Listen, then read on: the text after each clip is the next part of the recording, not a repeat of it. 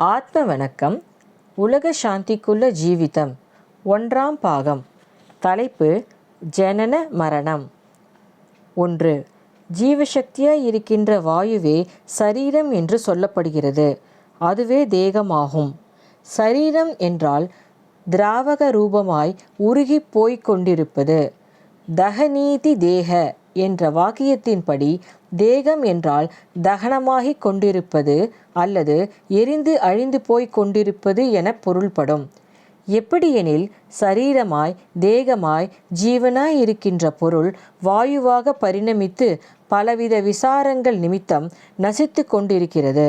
அப்படி நசிப்பதைத்தான் சத்து போவதென்றும் சொல்லப்படுகிறது. 2. ஜீவனின் சலனத்திற்கு சக்தி, அதாவது வாயு என்று பெயர்.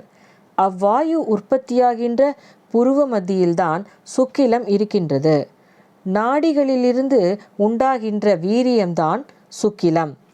ஜீவனிலிருந்து உண்டாகின்ற சக்தியான வாயு ஜடத்திற்குள் கீழும் மேலுமாக கதாகதம் செய்கிறது, அதாவது நடமாடுகிறது. 3. ஜீவன் சலனத்தினால் வாயுவாக பஞ்சேந்திரியங்கள், அதாவது ஐம்புலன் வழியாக வெளியே போய் அழிகின்றதே மாயை. சம்யோக காலத்தில் ஸ்திரீயாய் இருக்கின்ற சக்தி வெளியே போகாமல் தனக்குள் ஒரே கதியாய் கிதப்பாய் இழைப்பு ரீதியில் உற்பத்தி ஸ்தானமாகிய புருவ மத்தியில் சென்று புருஷனாக இருக்கின்ற ஜீவனோடு சேருகிறது.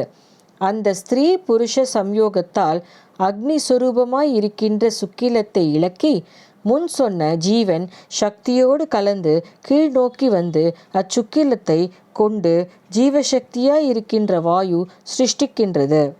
இவ்விதமாய் ஜனனம் உண்டாகின்றது. ஆத்ம வணக்கம்.